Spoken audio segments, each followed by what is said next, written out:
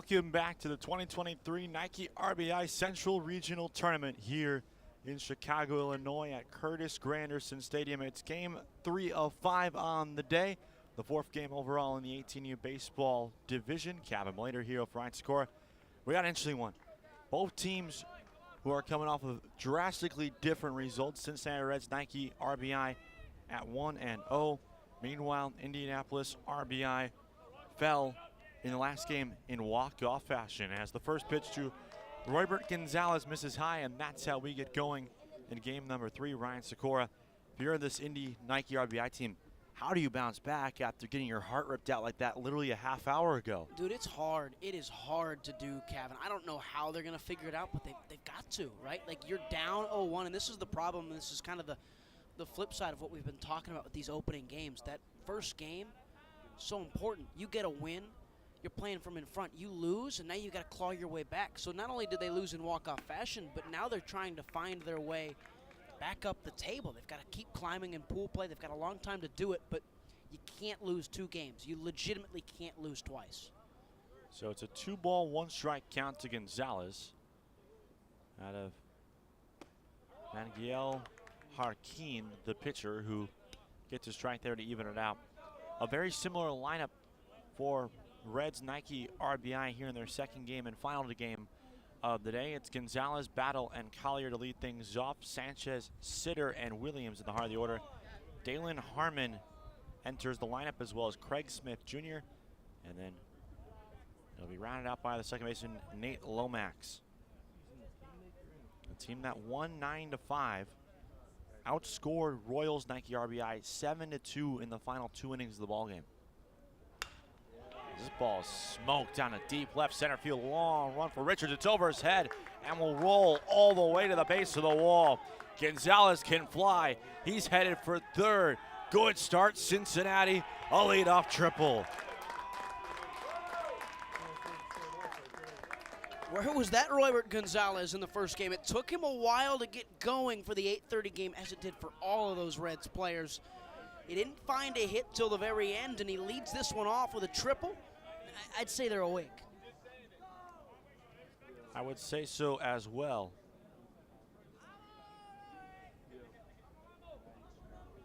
As that'll bring up Avery Battle. I mean, you mentioned it. They got hot late. 7-2. They outscored their opposition down the last couple of innings.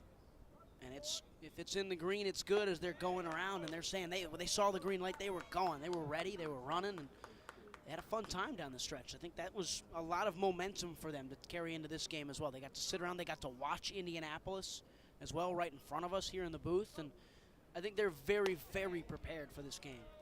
Battle is the new hitter, Avery Battle. He's in first base in the second game. He reached base 3 times in this morning's opener for Reds Nike RBI. A single, a walk, and an error to go along with a fly out to right field. Takes that one for a strike, and it's 2-1. Harkin struggling to be consistent. The really one true strike he threw in that first at-bat, he got taken to the deepest part of the ballpark. Up and in, and Battles up 3-1. And what is it with these Circle City guys and their funky windups? We saw Schiebler in the last one, all his little different tricks and bells and whistles, and now Harkin in this one is long leg, lay it up there and let it fly. 3 balls, 1 strike to the 2-hole man. Took something off of it that time was Harkin, and it's 3 balls and 2 strikes.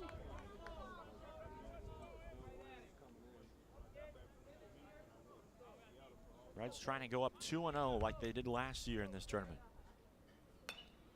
Battle punches it off the netting of his own dugout, and he stays alive, so it's a 3-2 count.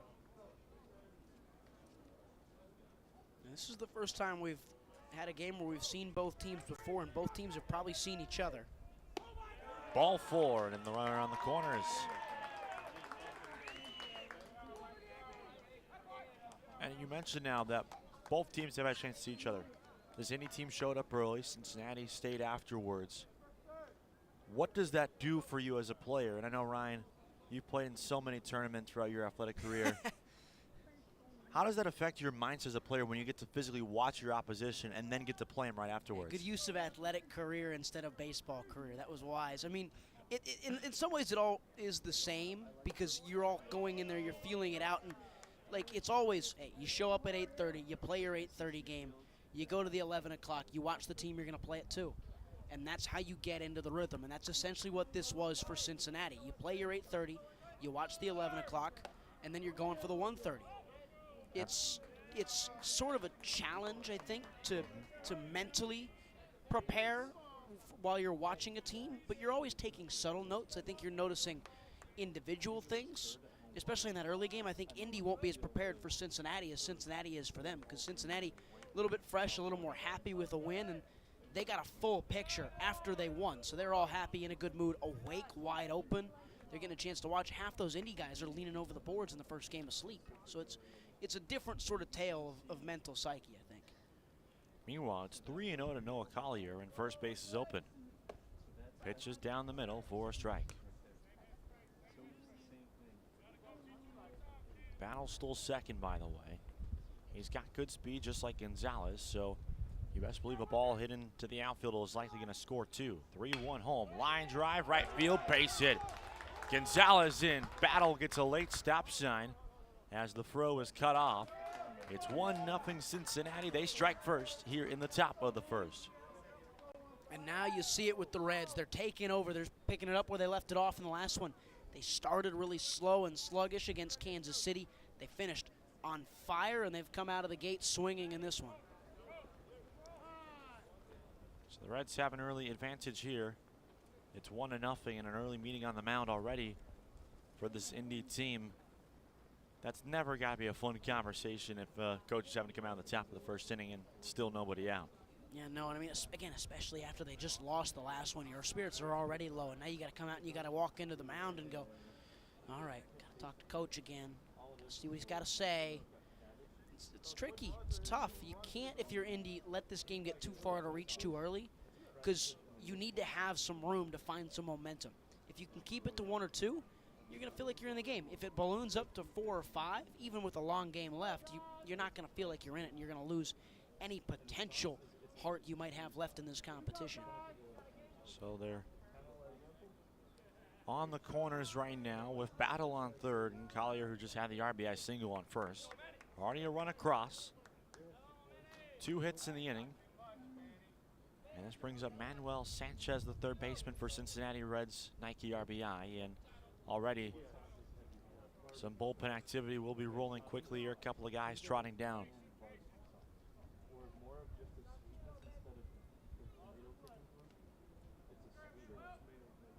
First pitch. Swung on. And strike 1. Sanchez goes chasing. And that was a good throw there. Sanchez was way out in front of it, and it was a great pitch to fire in after the meeting. 0-1, runner breaks for second. It's down and away. And Patton, the catcher for Indy, will not even grant a throw down there. So once again, 2 on, and both of them in scoring position now. Reds have a big chance here to open this one up early.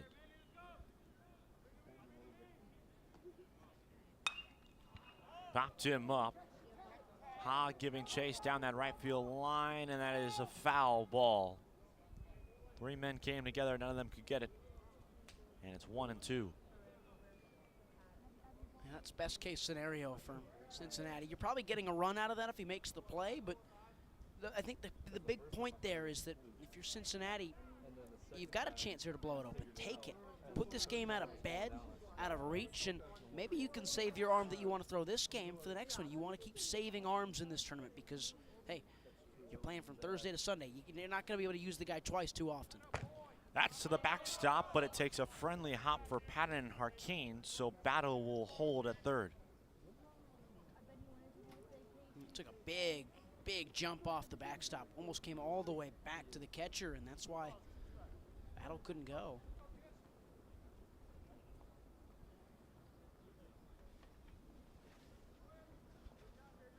A ball and no strikes. On the way. Called, strike 3. Upstairs went Harkin, and he gets Sanchez looking for the first out of this afternoon's ball game.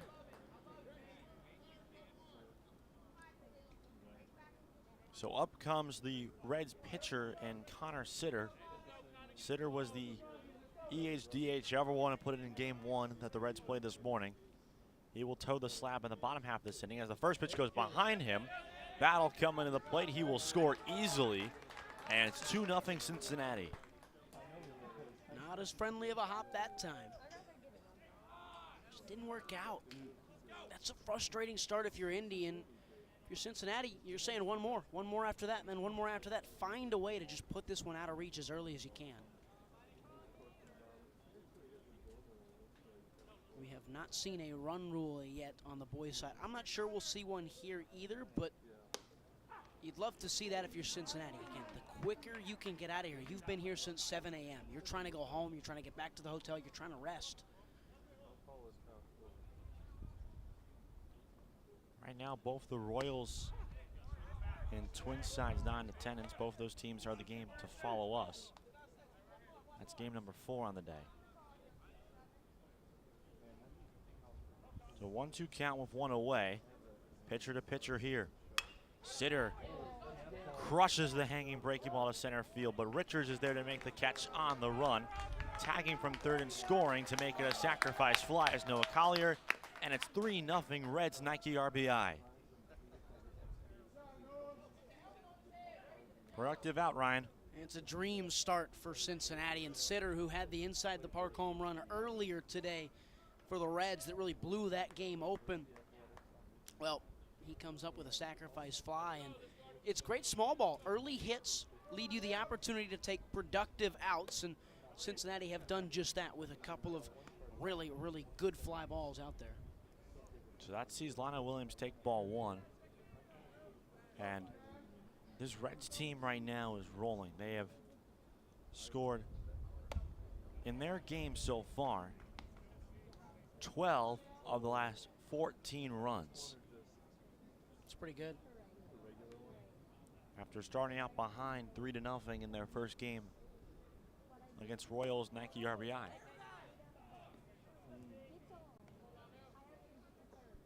Two balls and a strike now to Williams, who's playing left field today.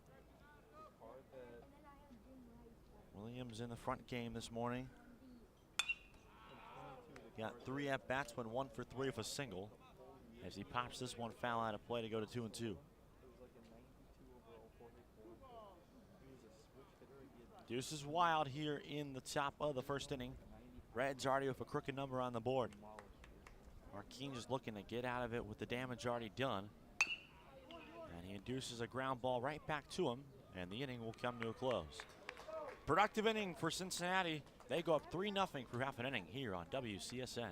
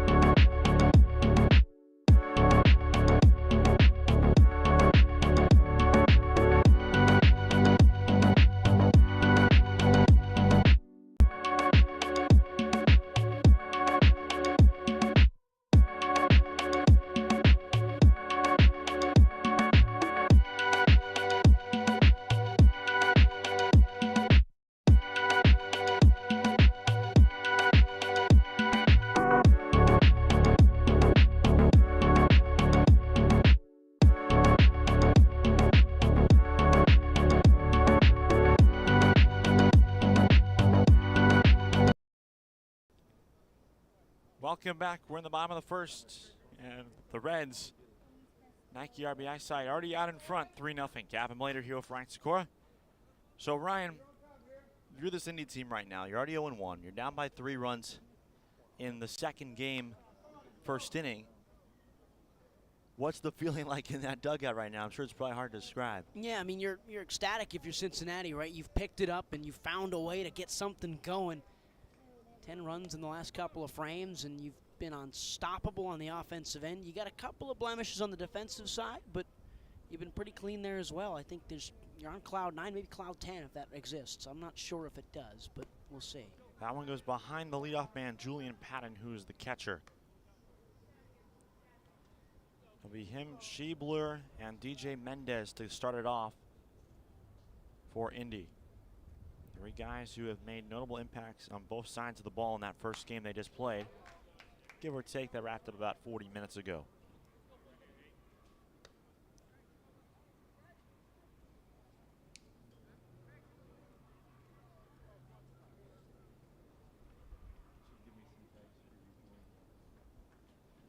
Two balls, 1 strike on the way from Connor Sitter is skied in the left field.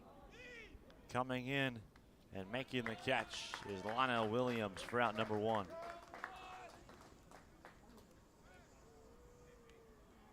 So Williams helps out his pitcher. And there's a first down of the ball game. Connor Sitter played in this tournament last year. One of the few guys with tournament experience. He also played and pitched in some of the biggest games that this Reds Nike RBI squad had. So Ryan, what do you think that does for you as a pitcher, just knowing that it's your second time in this tournament and you already have that kind of experience under the belt? You got confidence, right? Flat out. You know what you're doing. You're out there to make a statement that you're very aware that you're him. You're the guy out there. You're trying to make every decision as a managerial staff as well to work with that kind of guy. To get Sitter in the best possible mental moment and his whole team around him to feed off that mentality that, hey, he's here to win and he's a guy who knows how to win, and I think he's probably very confident that he's going to walk in against this Indy team and just get the job done. So that'll see Charlie Schiebler come back and will play in this game as the shortstop today for this Indy RBI team.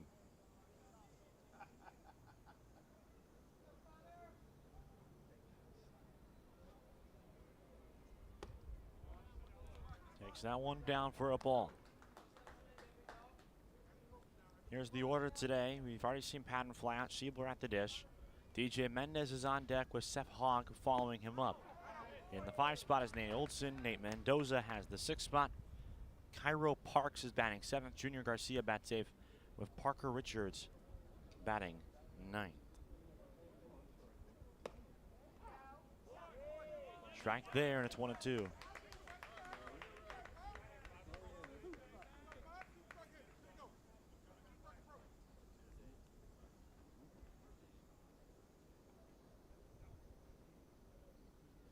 Man with experience. And Sitter just misses down and away. 2 balls, 2 strikes.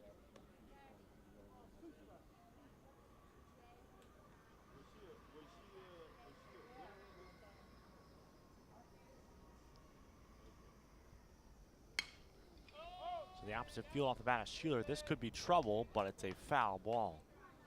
That game close, a lot closer than it probably should have been to being a base hit. Or possibly being a fair ball at the very minimum. So the count remains 2-2. 2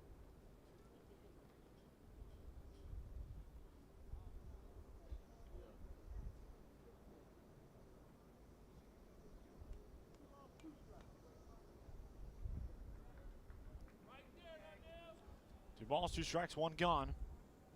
Here in the bottom of the first, Sitter kicks, fires, breaking ball high, and it goes full. Not the cleanest start from Sitter.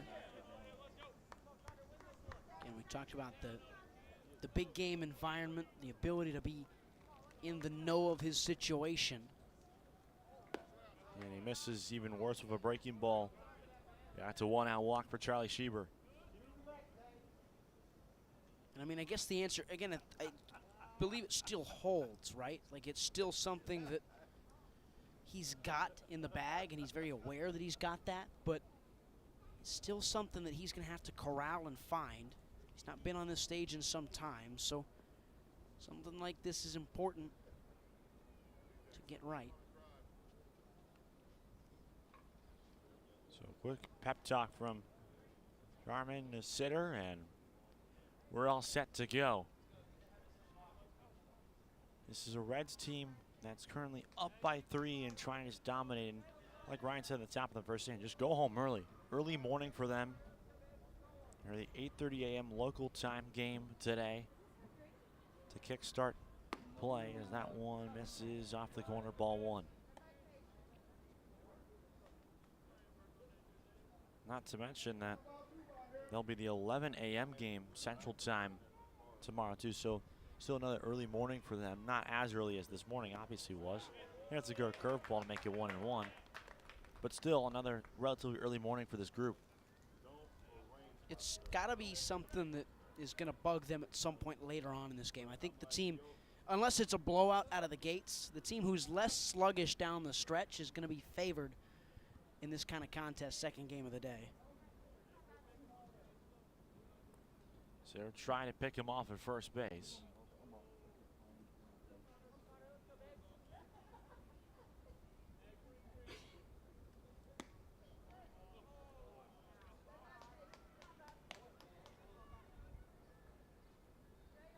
Two balls, 1 strike.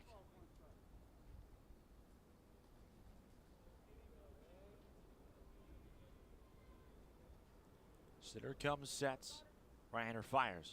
Breaking ball that gets popped up over the infield. Collier calls it. Backs up, makes the catch. 2 gone in the inning.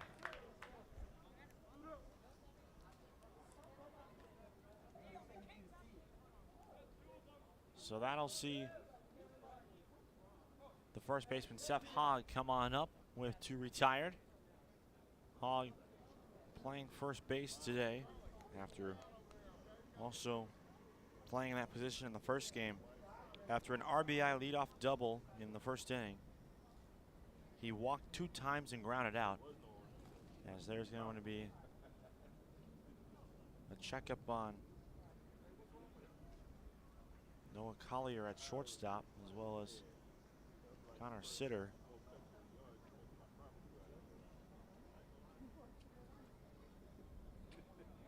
And Sitter is currently talking things over with Roosevelt Barnes, the team's manager. Appears to be okay. Everyone else appears to be okay as well. So, first inning, 2 out, 1 on. And Hogg is looking to spark something here with 2 gone for Indy to try to get back into this ball game. Need it. You got to just, again, Hogg was one of the key contributors in the last one where they just kind of found hits out of him. He only had the 1, but he got on base 3 times. He always found a way to stay alive everywhere he could go. Runner goes on the first offering from Hogg, and it's popped up. Battle nears the foul line and makes the catch. So nothing comes of the 1-out walk that Sitter issues. We're through an inning. It's 3-0 Cincinnati here on the Windy City Sports Network.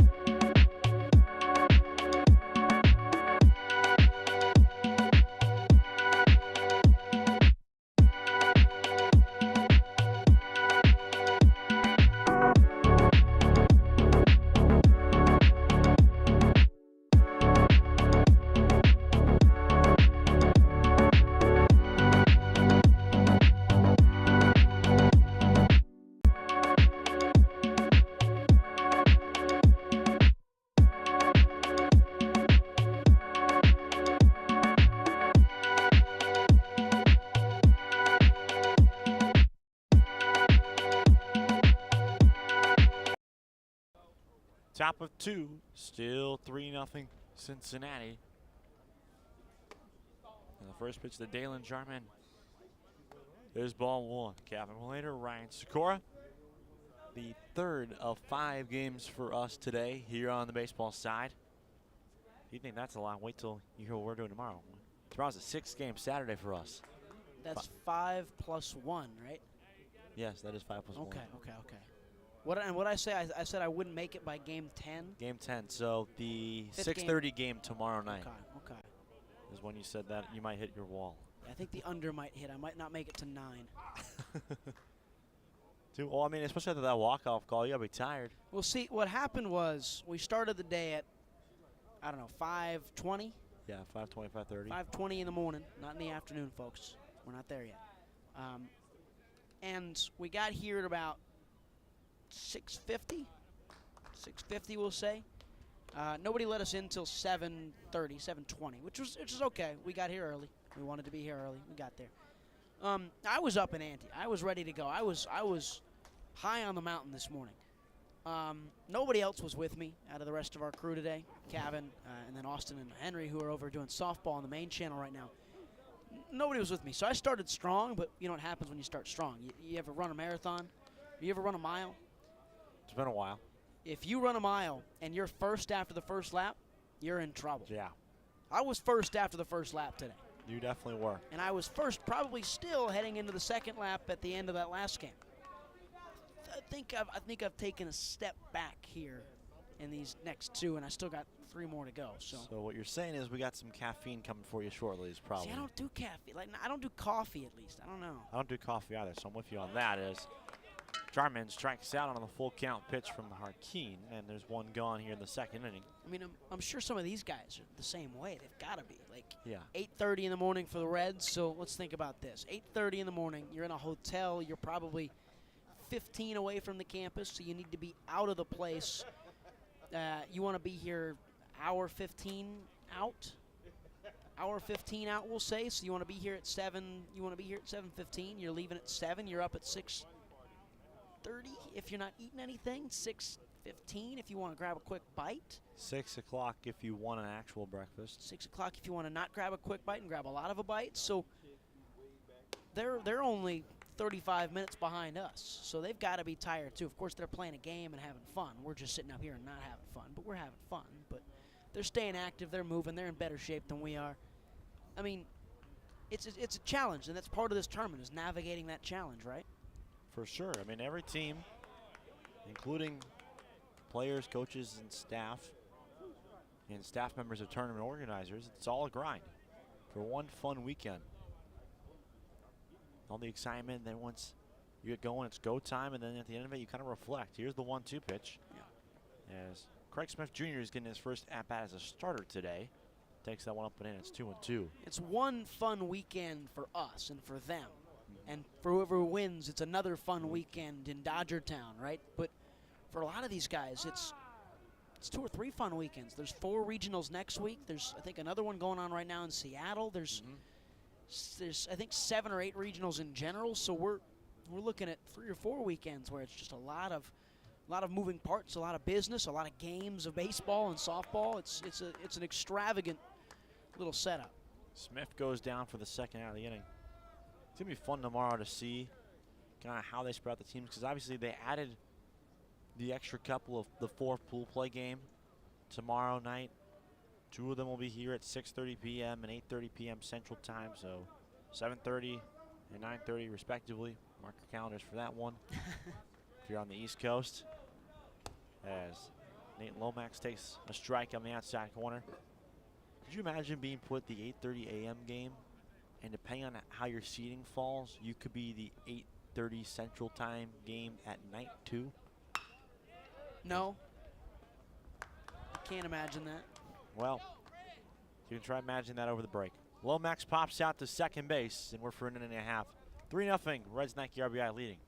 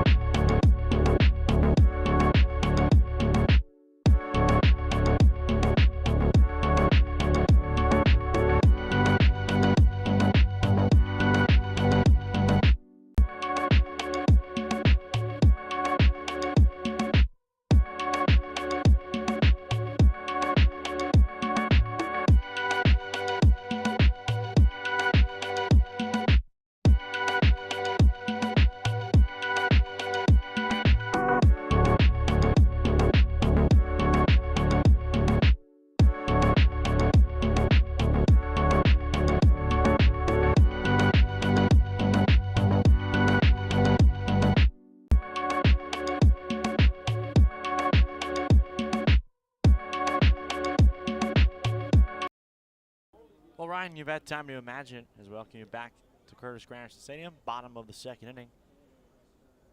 I think the question confused you as swinging at the first pitch is Nate Olson to center field. And the catch is made by Gonzalez for the first out. Yeah, no, I'm not even gonna lie. I was lost. I thought you meant like 8:30 today, and then like the 8:30 p.m. tomorrow, and I was like, No. I was like, yeah, I guess it could be a lot, but like, what if you wake up at 4 p.m.? Like, it doesn't mean anything. The 8:30 a.m. game tomorrow. Tomorrow, and then the 8:30 p.m. tomorrow. Yeah, I follow now. So it's like you're getting up at, what do we say? So we decided on 6 to 6:30, unless you're insane and you slept in your uniform and got right up at 7 or something. There's got to be someone who does that, though, right? Yeah, probably. I feel like Sitter does that. Hanging, breaking ball to left center field. A diving attempt by Williams to cut it off. On his way for second goes Mendoza. The throw is not in time. He's in there for one out double. First hit of the ball game for Indy Nike RBI. That's a great piece of hitting. It finds the gap and pushes it out there. Leadoff double gets Indy going. He got a good defensive top half of this inning, and now give yourself a chance. By the way, I say that about Sitter because I think he's a dog. And I think he just lives and breathes this game. And he's like, you know what? I'm going to bed. I'm getting up. This is the uniform I'm wearing. I'm sleeping in it. I think he's a dog. I think that's part of it. But, yeah, no, I get what you're saying. It's like you're up at 6 a.m. and you're going to be awake from 6 to 6:30 a.m. unless you're like Sitter, sleeping in your uniform. And you're going to be 8:30 first pitch for the p.m. game for your second game of the day. You will be up clearly probably until about 11 by the time you leave the ballpark. So that's anywhere, and you're probably not going to bed till 11:30 midnight. So that's 6 to midnight. There's your 18-hour day. Involved in that 18-hour day, you're done playing ball in the first game at around 11:30. And you're not playing for another 9 hours. What do you do for 9 hours? You can't stick around the ballpark. You go back to the hotel, you get in the pool, you take a nap is probably the correct answer. But what if you're like me? I can't sleep. I don't take naps. I can't sleep during the day. So it's like, what do you do if you're me? Well, your homework? No, it's summer. I'm not doing homework. You play tic-tac-toe? That gets boring. Like, you don't have much to do.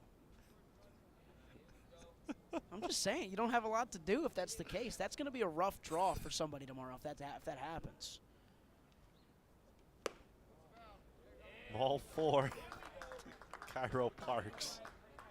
First and second. And see, this is okay that we can get this off the rails this early because Indy's already listened to us. They're tired of our voices. The Reds have already listened to us. They're tired of our voices. We are hated in 2 different cities. 2 different states, too. Let's go. We're starting our 50 states takeover. I don't know if it's a takeover if they don't like us. You know what they say, though. They hate us if they ain't us.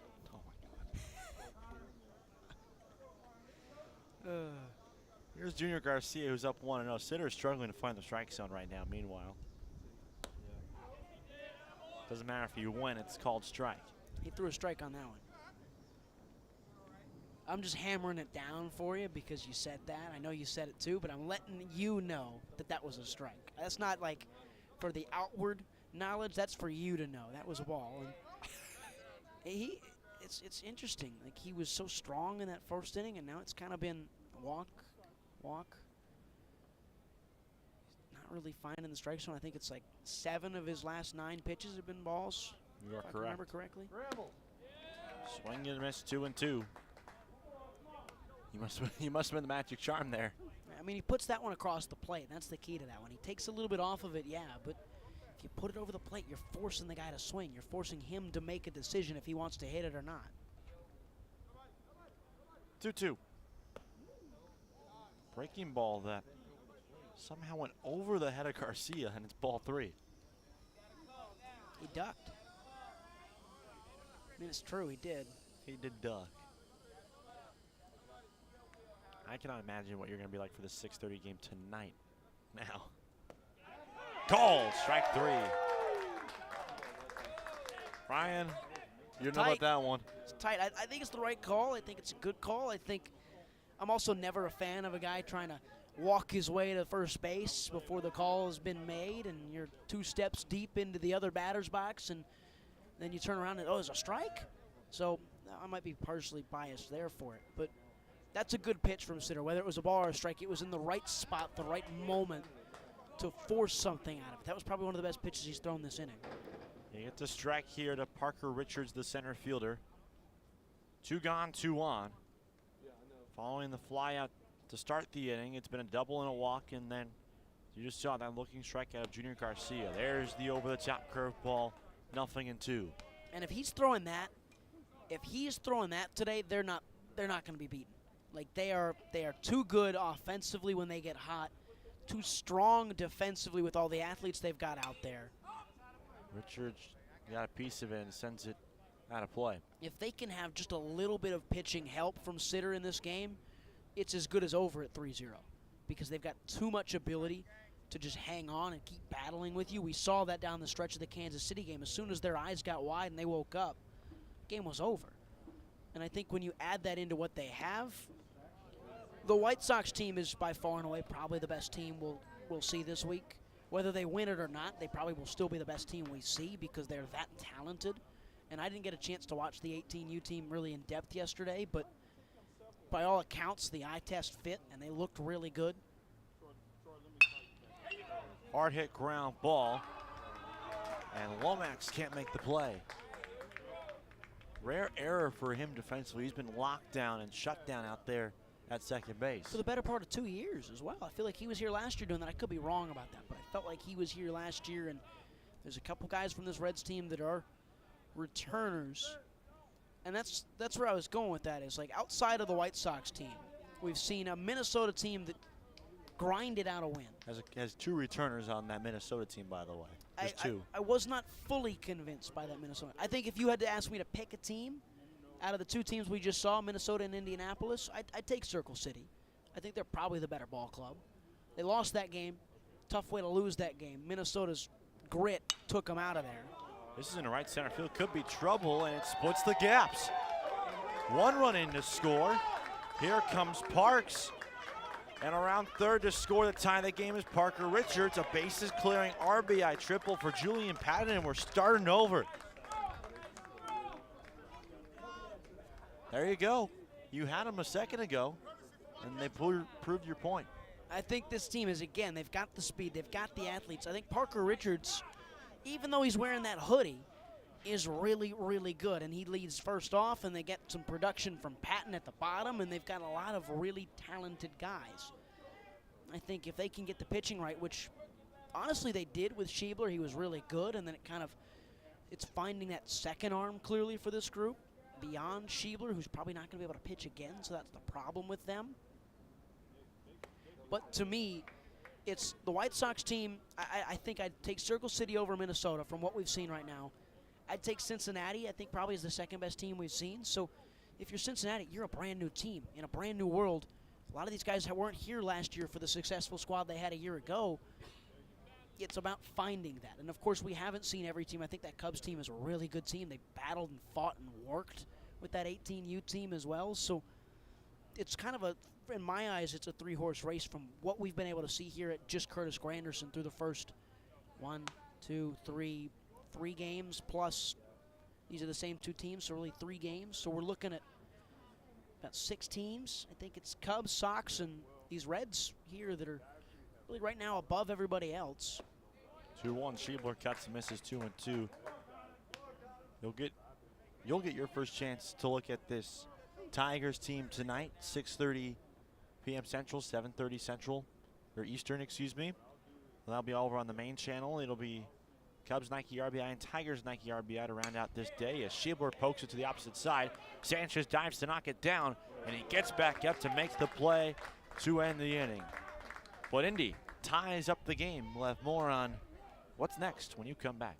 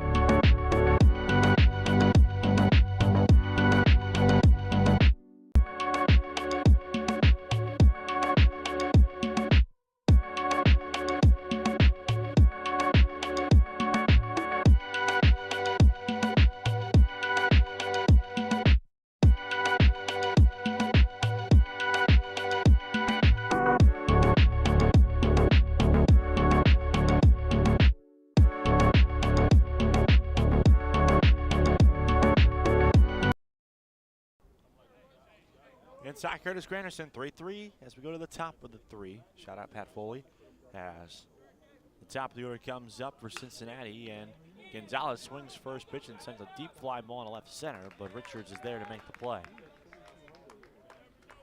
All right, so Roybert Gonzalez has decided he's going to swing at anything he sees so far today. Seen 2 pitches. He's got a triple to the deep outfield and right, and he's got a deep fly ball to left. So I'm not saying he's wrong, but I'm just saying that's, I guess, his game plan to fix what he was struggling with in the first game, yeah? Yeah, makes sense.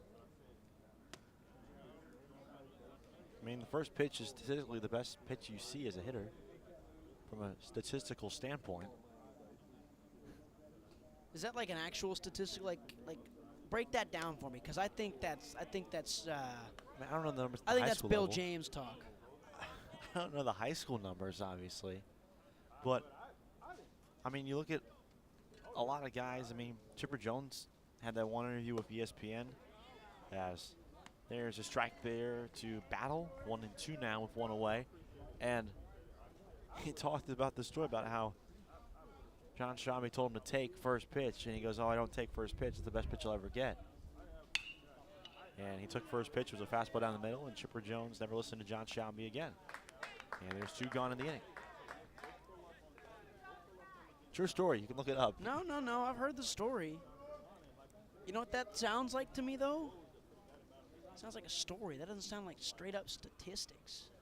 Like if you can get me a I don't care if it's major league level, because what I've learned through professional sports is usually there's a trickle down through the youth level. So like if, let's say, 33% of singles are off the first pitch or whatever, right? Which is obviously way too high, of course. But if let's say that's that number, it's like, well, okay, we can assume that at the other levels, the grassroots and the collegiate levels, that's probably about the same. So I'll take any stat I can get. I think you're right. Like I do. I think that makes sense to swing at the first one, because you're only gonna get one fresh look, and then that guy's gonna feel you out, and then it becomes a chess match. The longer you wait, sometimes in many cases for the hitter, the harder it becomes, because the pitcher's feeling you out just as much as you're feeling him out. You take all that out of the play. If you're a good hitter, swing at the first thing you see. It's your best chance to get him off guard. 1 ball, 2 strikes, 2 outs.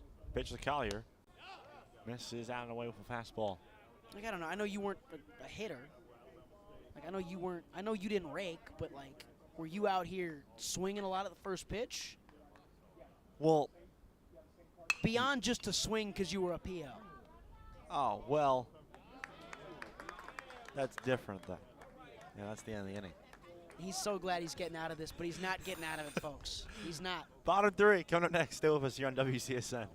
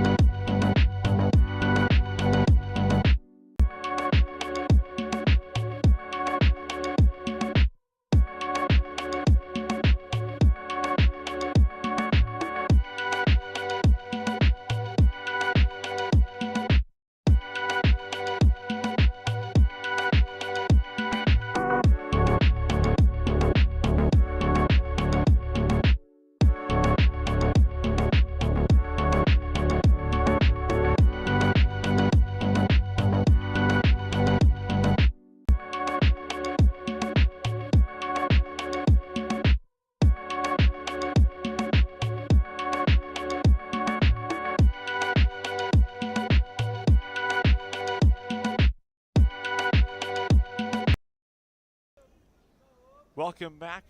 Noah Collier out on the mound to start the 4th inning for the Cincinnati Reds Nike RBI program, and a 3-3 tie with Indy RBI. Kevin Malater, Ryan Sikora, the rest of our great crew with you here at Curtis Granderson Stadium. Yeah, it's a 2-ball count. He's in relief of Sitter as we hit the bottom of the 3rd inning. Sitter 2 innings. He allowed 3 runs. 2 of them are earned on 2 hits and 1 strikeout. Ryan, thoughts on Sitter's day? It was an afternoon that started out in his favor and quickly turned sour. Yeah, I think Big Red saw the perfect opportunity to make a move and saw the beginning of the end. They're trying to get in front of it by moving to Collier here. Started off strong, and just command issues got him in the end. He let that leadoff double go in the last inning, and it was essentially, I think we determined 7 of 10 pitches were balls in a 10-pitch stretch. That's not good enough for command reasons. Little excuse me swing to second. Speaking of Sitter, that's where he plays now, and he makes the play defensively. Defensive changes see Collier move from short to the mound. Sitter moves from the mound to second, and Lomax now takes over at short. I will say, Cav, I was a little disappointed. I thought I'd get at least one sat him down or sits him down punt out of you. That's a genuine, like I've been joking around in this one. That's like an inquiry right there. I'm probing. Just the timing didn't feel right.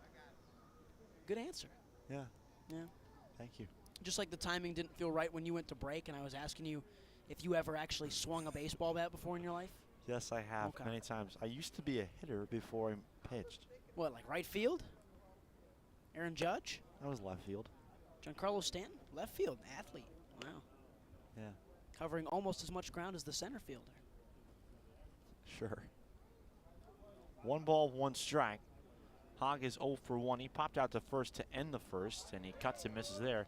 Guys from a couple of nice breaking balls here out of the pen. It's nice action coming in right across the batters. It's enjoyable to watch a guy who comes in. He's a different type of frame. He's a little bit longer, a little bit taller, leaner than Sitter, and he can get up there. There's a little bit more motion through. He's coming at it from a different angle, and then he can do that and just fire it down. He throws it all the way through, hard and through you, and it's really, really exciting to take a look at. He fires a fastball by Hogg. That's the first strikeout of the outing for him, and there's 2 quickly gone here in the home half of the 3rd. And maybe this was always the plan from the start. Obviously, I don't know if it was, because 3 runs in the bottom of the 2nd takes away from that. You'd like to ride your starter longer than just 2 innings. But Collier comes in. It's a completely different look. So certainly he was always going to be the guy to replace Sitter, I'd imagine, just because it's such a polar opposite perspective for a batter to face. But it's worked so far. Alex Smith, he was the starter in game 1 for the Reds, as this is popped up right side of the infield. Battle waves off Sitter.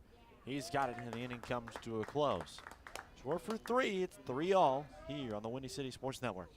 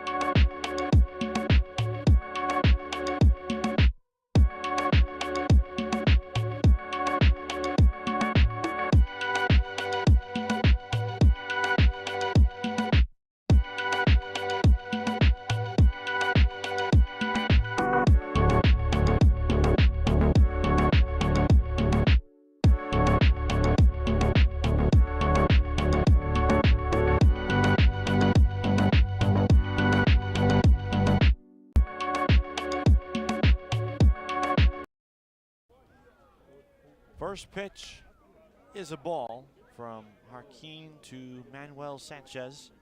Sanchez is the third baseman. He struck out looking in the first. In a 3-3 game in which Reds Nike RBI are currently out hitting Indy 2-1 as this ball smacked to third, but Mendez is up with it. And there's a quick first out. Ryan, so far we have now officially surpassed the halfway point in this ball game. What are your thoughts on both sides? It's certainly softened down for the Reds. Back-to-back scoreless innings in the second and the third doesn't help. And I think after a really rough start, Indy got it going. They've calmed down on the defensive side of things. There's a lot less mistakes going here and there, and the control on the bump has been a lot stronger. Also, I think Cincinnati haven't been as aggressive.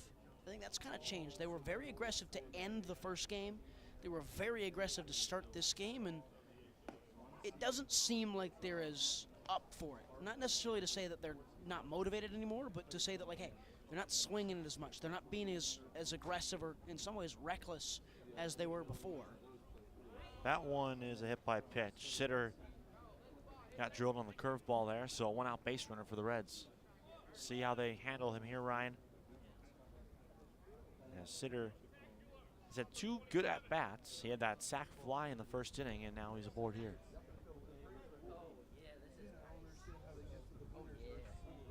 He's not a guy that pops, I think, for anybody. Sitter, he's a good baseball player. And I think we say that a lot, I think, about people, right? And, like, a lot of times we say that. He's a really good baseball player. First pitch swinging, Lionel Williams pops out to third. So 2 gone here in the 4th inning. And so Dalen Jarman will come back up. He struck out swinging in the 2nd inning. And forgive me if I'm wrong, but Sitter's brother was like that last year. Yeah, like exactly. They're both the Sitter brothers were here, yeah. They're both just really good baseball players. And again, I think we say that a lot, and I think we overuse it at times, but more often than not, it's true, especially for a guy like that who doesn't have special speed or eye-popping power or elite lower body strength or an elite fastball or curveball. But he can kind of do everything well. He can do a job for you. He gets it done 9 times out of 10. Ground ball right side. This could get through. A diving stop made by Olsen, but he will just eat the throw. Not even appearing to throw that baseball. So an infield single there for Dalen Jarman. Reds pick up their 3rd hit of the ball game. And Craig Smith Jr. comes on up. And that's the aggression we were talking about, right? Swing away, find a way to just push it into a gap opposite field. Like that's what they were missing these last 2 frames. They get it back a little bit with that swing. And Craig Smith has a chance to put them in a good spot.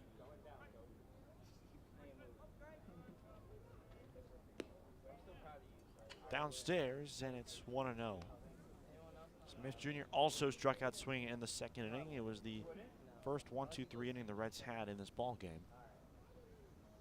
He's in right field in this contest. 1-0 from Jarquin. He is sent in the air to center field. Richards is camping underneath it. He's got it, and the side is retired. So 2 on, but the Reds strand 2. We're going bottom 4. Indy Nike RBI come back to back.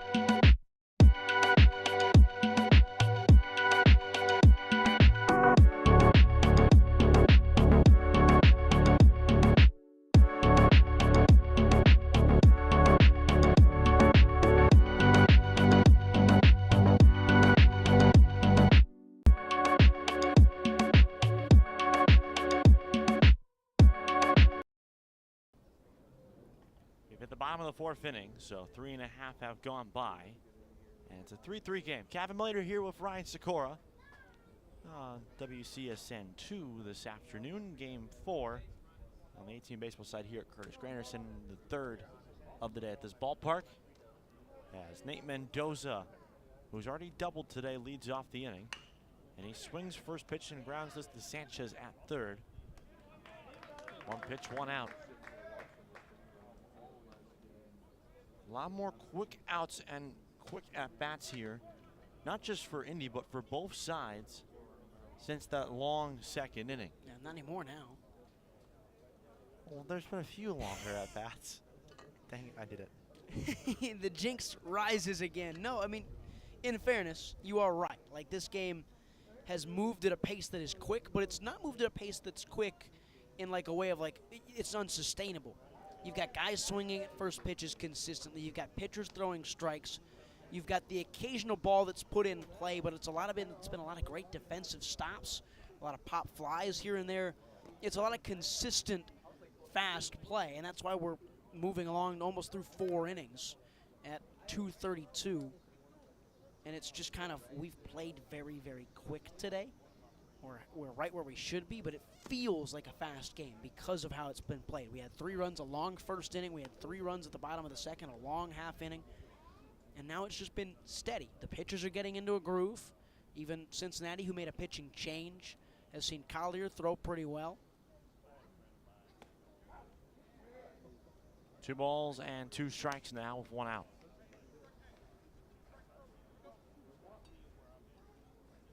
Collier working on his second inning of relief, fires.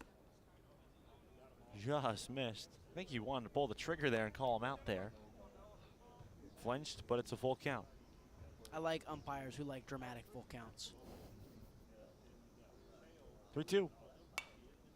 Popped up right side. This is out of play.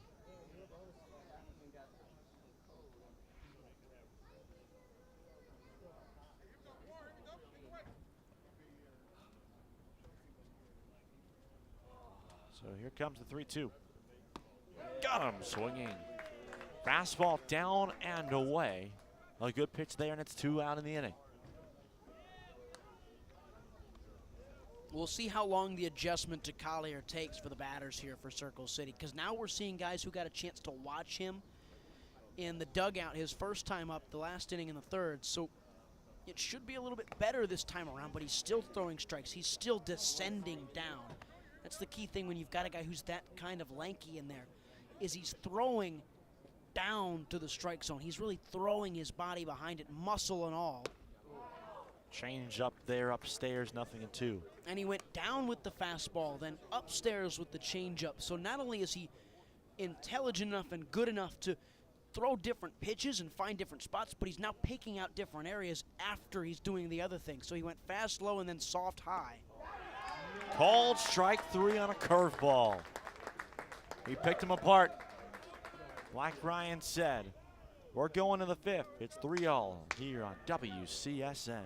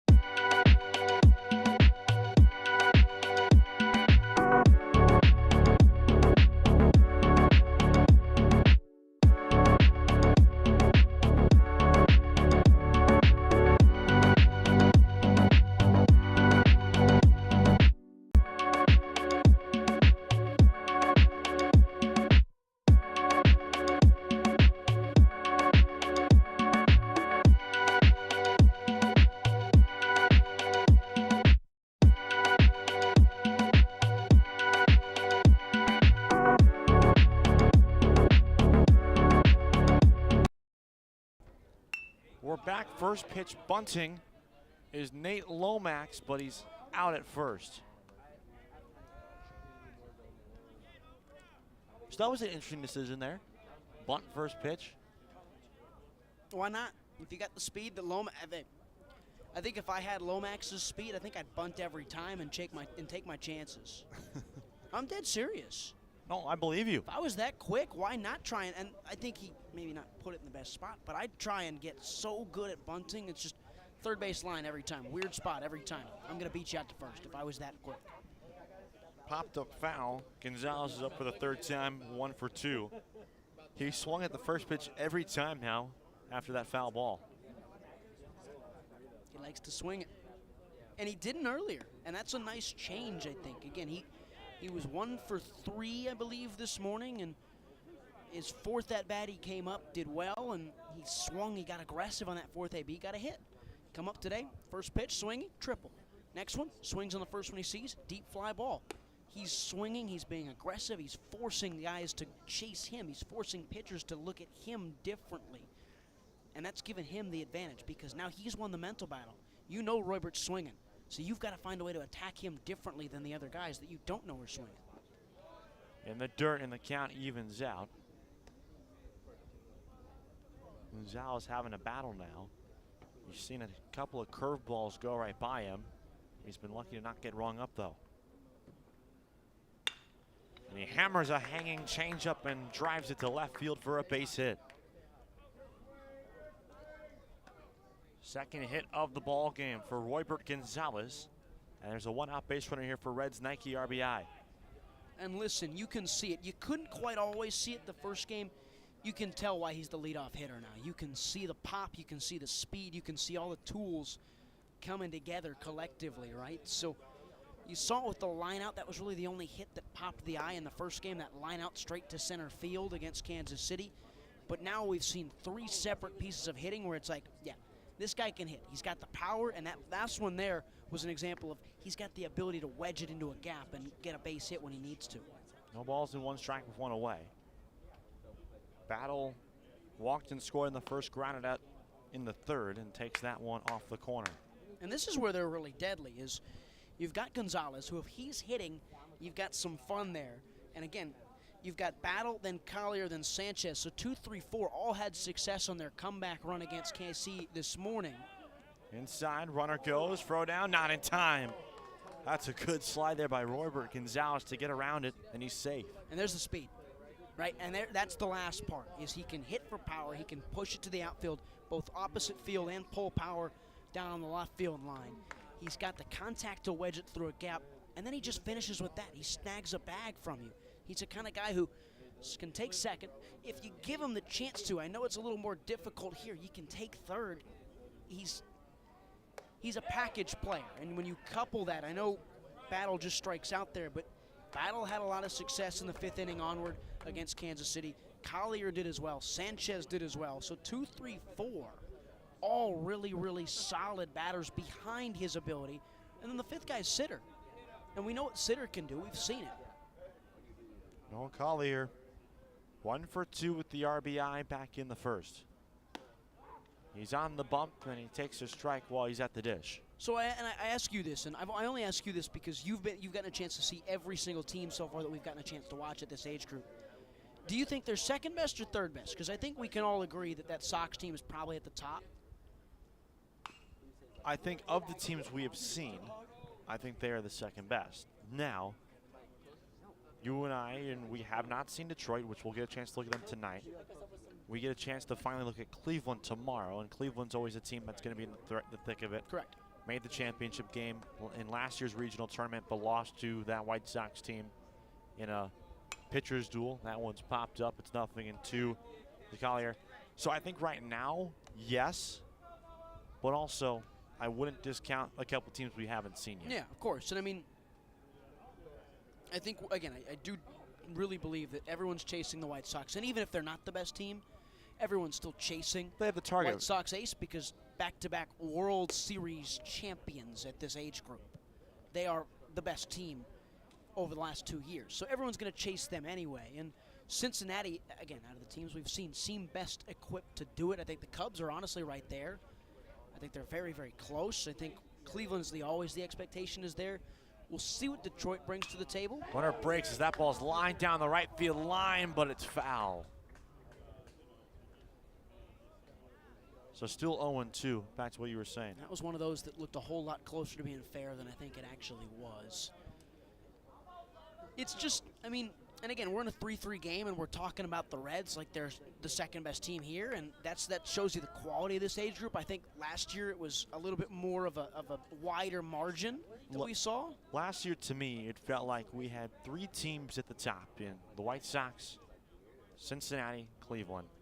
And then there was a large gap. 0-2 misses up and away, taking third base on a stolen bag is Roybert Gonzalez.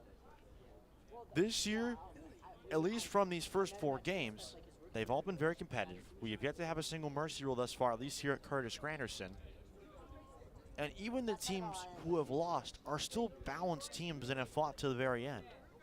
Yeah, and again, that is the difference. Is last year, I think you're right. It felt like there was a tier that was the dominant teams. Cincinnati, a really experienced, good team. Cleveland, a really experienced, good team that had some dudes, and a White Sox team that had a lot of dudes. And then it was kind of a middle group of like the Cubs. You might throw in Indy, who just missed out but never really felt like they were there. And then there was a lower tier, Detroit, Minnesota, and Detroit was better, I guess, than Minnesota and Kansas City, but it was really there. And like you're looking at what Minnesota did today, like that's a gritty performance from a team that we didn't really see get stuff done. And they had the grit, they had the hustle, they had the grind last year, but they put it together today, they put it all together, and that got a win. That's a team that didn't win last year that won this year. So we're looking at that. We're looking at Kansas City, who should have probably beaten these guys that really weren't super competitive last year that got it done. We're looking at an Indy team who was really competitive but lost. They were really good last year. So there's all sorts of different moving parts, at least so far here at Curtis Granderson, that show you that everybody's got a chance this year. And part of that reason maybe is because we've only seen the Sox twice or once so far, so we don't know what they really can be, and that was a tie game against the Cubs team in 9 innings. In a 9-inning game, and in some ways you take that game out because it's like it's a crosstown classic. It's like we're gonna fight, you're not gonna beat us, we're not gonna beat you, so it goes away in some ways, so we'll have to see them against other opponents, but it's a wide open bracket. I think it's way more wide open than 15U is. I agree. I think this is a lot more wide open, and that's what makes this fun, is that last year, and not to say that last year wasn't fun, but last year it got to a point where by Saturday morning, you kind of knew at this point who was in. I mean, White Sox ace clinched their spot in the title game when they were the 9 a.m. game on Saturday morning. Yeah. They clinched their spot in the title game already by that point. And so it's just then to figure out who their opponent was going to be the rest of the day. If you'd watched 4 or 5 games in the 18U bracket last year, you knew the White Sox were the best team. This year, we've watched 4 games at this point, or 3.5, and there's probably we're gonna watch 2 more today, and we're gonna have a chance to watch a bunch more tomorrow. I don't know if we're gonna get that answer. This ball skied into left field. Long run for both outfielders. 2 runs will score. On his way for third goes Sanchez. The throw is not in time. 2 RBI triple, and the Reds grab a 5-3 lead. The Nike RBI program out of Cincinnati gets them back. And there you see it. There's 2 through 4.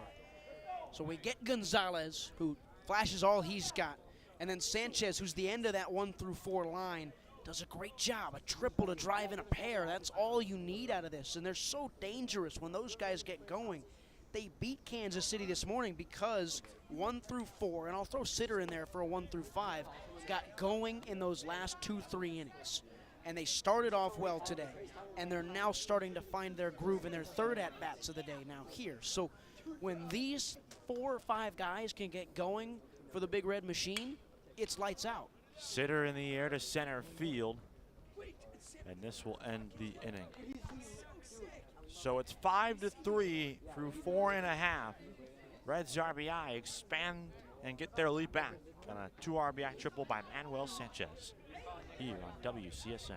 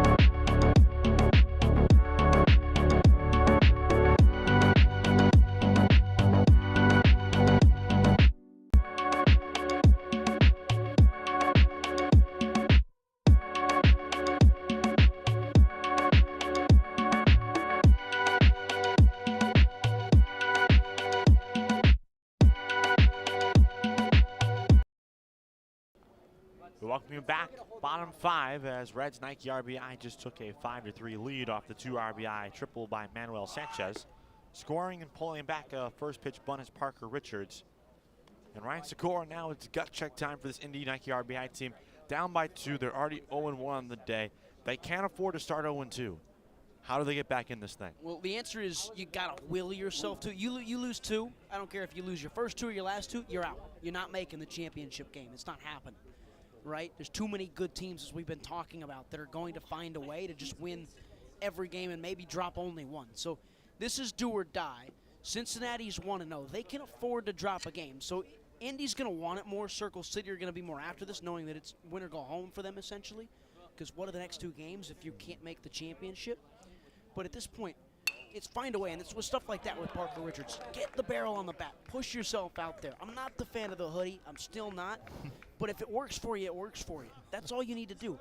Put the barrel on the bat, put it in play, make stuff happen. Not a fan of the hoodie. Minnesota's watching the game. Minnesota's listening to us right now. What do y'all think of the hoodie? I don't like the hoodie. Yeah, they don't like the hoodie They don't either. like the hoodie either. Not in game, not in game. Yeah, the hoodie's not tough. The I walk-off agree. inside the park home run, though, is pretty cool. Yeah, the walk-off was tough. I mean, Little League World Series. you do you, right? Snap for back to first, and the hoodie man gets back in safely. Like again, you do you. He pulls it off. I'll give him that. I don't know if I'm with it. I feel like do or die. If I'm the shortstop and I'm seeing him turn, I'm just grabbing it. And I'm saying, hey, I didn't mean to. That's obstruction right there. I'm gonna say I didn't mean to, though. What are they gonna do? That is literally against the rules. Richards breaks for second. Throw down is not in time on a hop there from Jarman. So runner in scoring position now for this Indy RBI team. Exactly what they needed, though.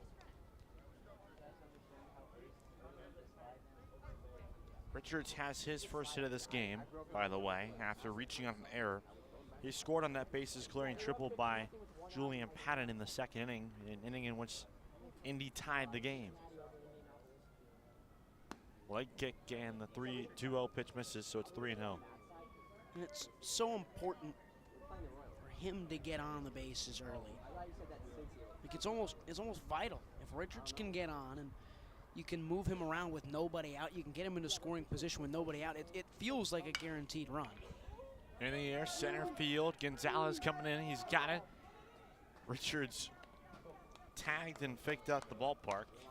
And out number 1 is belonging to Julian Patton. I mean, that's why, right? You can see the raw speed. That's a shallow ball to center, and he's saying, I have the chance to go.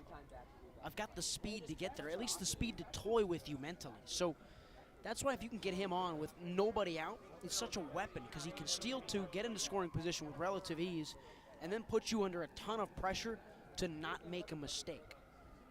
It's because I was in the box, Coach. So here's Charlie Schiebler. 0 for 1 for walk today. And by today, I mean this second game. I have not seen Charlie Schiebler take a cut he didn't like. He just swings. And there's a lost art to that in some ways, of guys who just kind of chuck it and say, hey, if I hit this, it's going. But, like, I guess it's not a lost art because guys in the majors do it all the time nowadays. But when he wants to swing, the acceleration with the hips through is pretty fun to watch. He gets a lot of bat speed to it. 1 ball, 1 strike, 1 away. Richards off a second. He goes as the 1-1 is skied above the infield. Battle underneath it. He's got it. 2 gone, and Richards scampers back to second. And see, even there, you can still see it. Like the rotation of the hips through and then the bat after, it yields so much power. He hit that so hard, so high up in the air, and he probably got it right off the upper edge of the bat. If he connects barrel to that, that's out. Like it's out of here. That's, what is it? About, I mean, they don't have any yardages. Where are my feet? There's no dimensions. It's so silly. Who makes a ballpark without dimensions? Popped him up. Out of play. 0-1. We'll try to get that answer for you over the break. What do you think of that is? Like, eye test it. Like 3. Center field? Center field, that's Left center, right center. okay. Right center, I think, is the deepest part of the ballpark. I agree. Right center, I'm going to go 405. Okay. I'm saying 400 straight away. Okay. 398 left center, and then it gets all fuzzy. Yeah, like I think he could pop that 395 to left center. We saw a couple home runs last year by that White Sox Nike RBI team. This is the deep left center, and Gonzalez on the run tracks it down to make a nice grab to end the frame. Well, we're through 5 innings of play. It's 5-3, Cincinnati on top here on the Windy City Sports Network.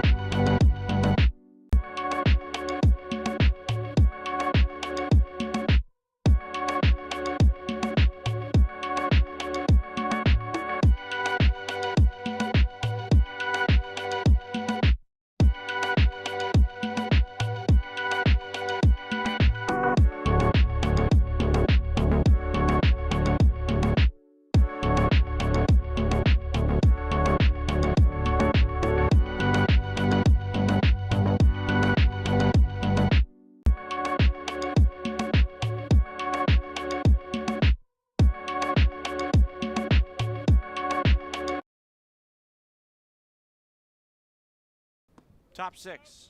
It's 5-3. Gavin Malater, Ryan Sikora. New man on the mound. It is the former first baseman Seth Hogg, who's moved to the bump in place of Mangiel Harkin, who is done after 5 innings of work on the bump. And then Drew Baker is off the bench and at first base in place of Hogg. Baker will now bat in the 8-hole spot for this Indy RBI team. Ryan Harkin, a very interesting day. It started off shaky, and then he settled in nicely, but the outing turned sour again quickly. Roller coaster.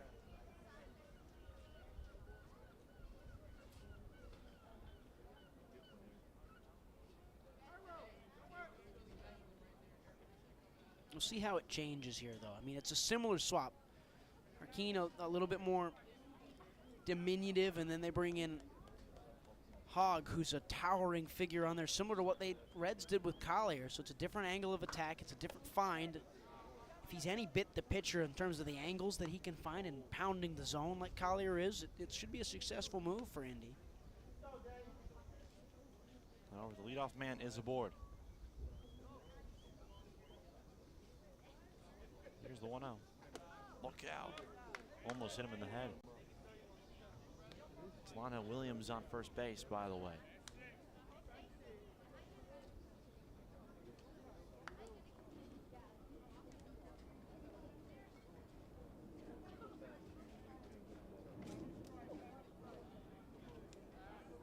And Hogg will step off.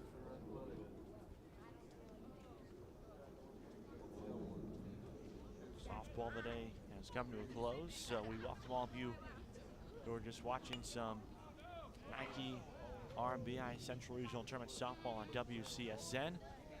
Kevin Malater, Ryan Sikora with you. Game 3 of 5 for us today. 5-game Friday on the 18U baseball side here at Curtis Granderson Stadium. Can I go home yet? No, we got Okay. 2 more after that's this fine. one. That's fine. I get paid by the hour. Safe at first base is Williams. How do I tell everybody I'm not here for the money now? I don't think I can anymore after I led with that. Yeah, no, you're done for. Rough start. Tough scene. 2-1 to Jarman. Runner breaks, and now he's hung up. This is going to be interesting. Baker to second. His throw hits Williams, and so the runner is safe. Nobody was covering second base as soon as the throw went from catcher to first, and that was probably a communication error there. They should have been on it. They should have been ready for that kind of move, and they weren't. So now Harmon will come on up with an opportunity now with a runner on second base. He stays in there. He'll try to come through for them. And again, that's on Schiebler, who's the shortstop. As soon as that ball goes from the hand of Patton behind home plate to the first baseman, Schiebler's got to make that beeline because he knows the runner can't go back to first. He's got to get to second in time for the tag. Line drive, Schiebler has it fall in and out of his glove as a play at third, and he is out.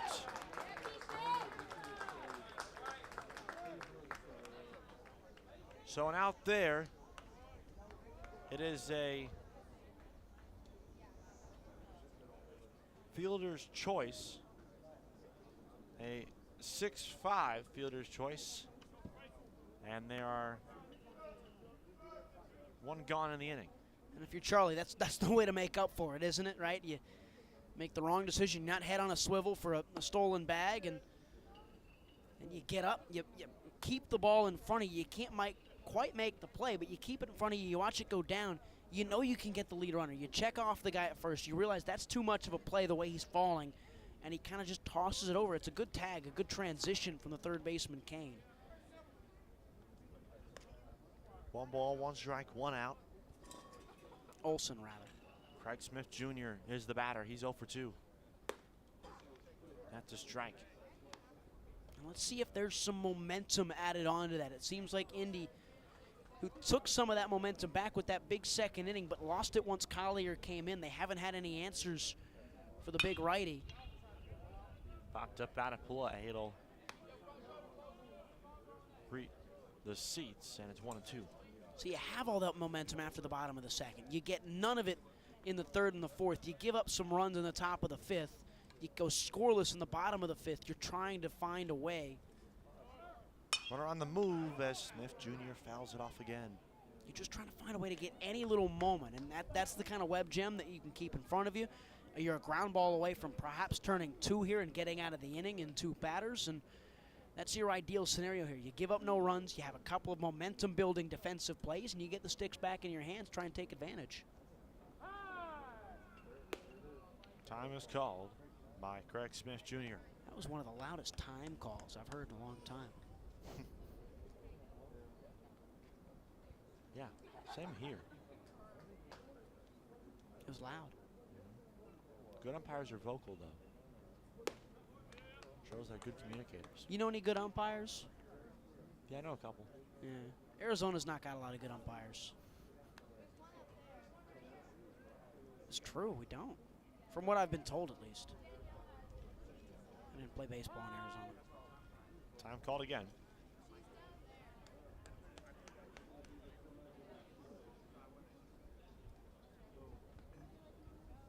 On the move for second goes Jarman, pitches downstairs. Did he get around it? Yes, he did. Oh my goodness, what a evasion of the tag there by Jarman. And he is safe. That is pretty, and that's the length that he's got. Look at the arms, look at the reach that he's got. He can get around, he can get the speed going and slide around, still snag the bag, and importantly there, in a 2-run game where your team's at bat and there's 1 out on the board, stealing second, you eliminate a double play, or at least the orthodox version of that. So now it becomes a scoring opportunity because you're going to get the guy at the plate and the guy on deck into the batter's box. You gave yourself more chances to drive runs in. 2-2. Popped foul, and we'll do it again.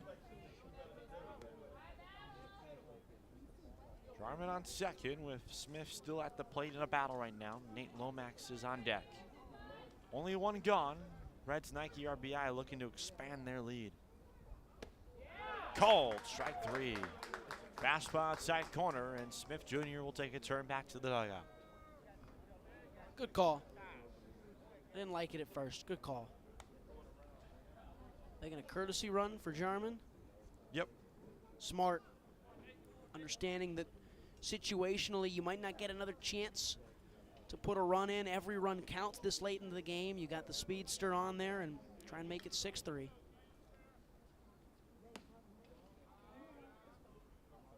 Nate Lomax, who started this game at second and moved to shortstop, is 0 for 2. Strike there. 1-1. One of those is the bunt, and where he just tried to leg it out, where we talked about, hey, if you've got that kind of speed, why wouldn't you?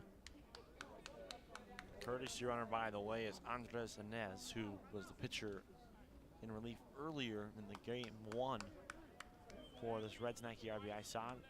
He's in there for Jarman as the courtesy with 2 gone in the inning.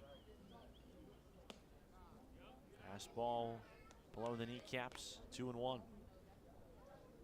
I think Hogg has settled in as this inning has gone on. He's gotten a little bit more command. He's thrown a couple more strikes. Fouled off, and it's 2-2 now. He started to feed off that fireball a little more. He's just saying, I'm going to throw it as hard as I can and make you hit it. He's just chucking it in there and seeing what sticks. That's something we haven't seen too often, though, from some of these relief pitchers. It feels to me, Ryan, and feel free to disagree as the 2-2 comes in. I'll hold my thoughts till after the break as Hogg gets the looking strikeout of Lomax to end the top of the 6th inning. Still 5-3. Back in a moment here on the Windy City Sports Network.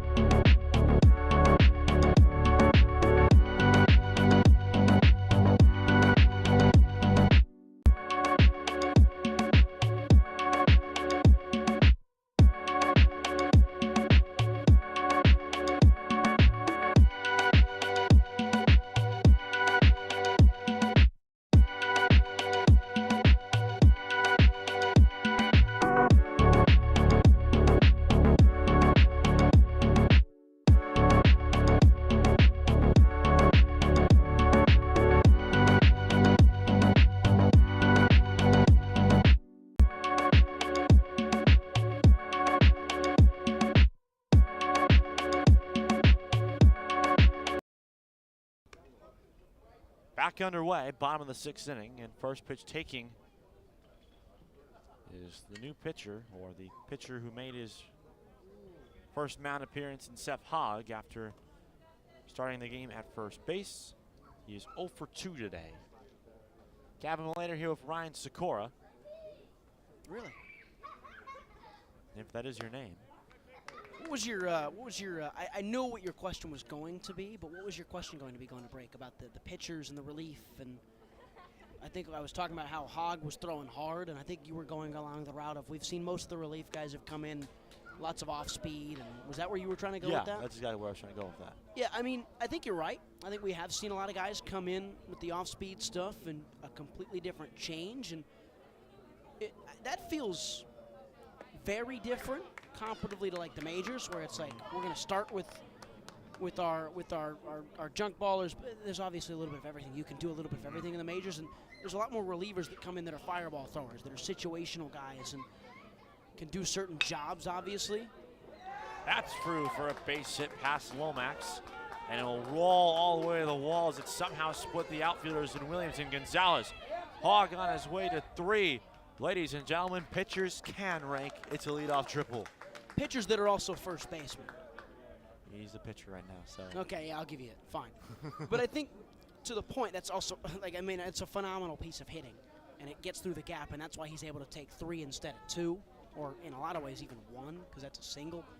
And I think maybe at this level it's a double, but he turns it into 3, and he's going to get pinch ran for, and that's huge because now you've got your tying run at the plate, and you've got a runner at third with no outs, so you should get back into this game very easily here. To answer that question, though, is it's like, I think at this level, we see a lot of those softer throwers because oftentimes the best pitchers are the guys that throw the hardest, and now you've got to find a way to go, all right, this guy's throwing heat, and he's our best guy, and he just threw 4 innings. So how can we change the look? Well, you're not just going to throw out another guy who throws fastball, fastball, fastball. You want to change it with, hey, he's going to throw a little softer. So this is different today because we started off with two smaller guys that don't throw as hard. So that's why you see Collier and Hogg come into the game. There's your changes. We've got 2 guys who can just throw heat from high angles, drop it down in there, throw it hard and low.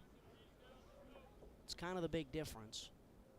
By the way, the courtesy runner is Daniel Cross, as that pitch is in the dirt and blocked by Garmin there. Cross has some speed. He got on via a single and stole a bag in the first game this morning. Hard hit ground ball, but foul off of third. And he walked himself as well in that game and also stole a bag. So he's got 2 steals today. Don't think, unless I don't know, you're the analyst here. Do you think he goes here? No, I don't. I will tell you this, though. There was a period of time, well, I think it was an inning and a half ago when Roybert stole second and third, and I was sitting there going, he steals home. He's Ellie De La Cruz, man. RBI version of him from the same team, too, as Olsen gets the strikeout there. Or he strikes out, I should say. Collier gets him, just swing and miss. And that makes it harder from here on out. Now you need something out of Mendoza.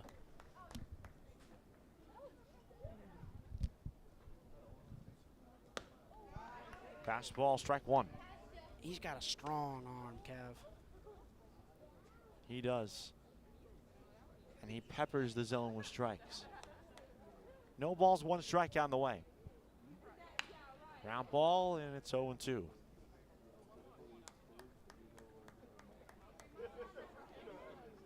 Mendoza led off the second inning with a double. Later came across to score, but has since 0 for 1 with a ground out to third. 0-2 coming here from Collier.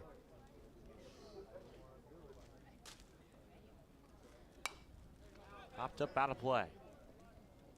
If you're going to put together a response, Indy, we've been talking about how that momentum has just been drained out of him after that really strong second inning. You get something, right? You hold Cincinnati scoreless in the top of the 6th. You get a leadoff base runner out there with a triple. You can't get back-to-back outs. That would squash all of it. Ground ball, this will get the run in. Sanchez thought about it, but it'll take the sure out at first. So it's a 5-4 game RBI ground out for Nate Mendoza. Yeah, that's the smart decision from the third baseman, Sanchez. Go across the diamond, empty the bases, let 1 run come across, and basically you bet on, at this level, 1 swing can't kill us. That's what you're betting on with 2 outs in this game. And you're basically saying, all right, this is winning time. Collier's going to go out there. He's either going to get this guy out or we're going to move on to the next guy, and then he's going to get the next guy out. You're basically putting it down to 1 out separates this game. Harold Parks takes that one inside. It's a smart decision and really good stuff from Indy. You bring home the guy that got the triple. So you get your pinch runner out there, but you reward the triple for what happened. You get a leadoff triple, he's got to score 10 out of 10 times. There's no excuses. So you get that part of the job done. You're within a run. And if you end the inning at 5-4, the goal is just, hey, nobody crosses in the top of the 7th. And then we go back to work in the bottom. Breaking ball popped up. Jarman behind the dish has got it. And the inning comes to a close. Indy gets one back, but that's all they get. Still a one-run game as we go to the 7th here on the Windy City Sports Network.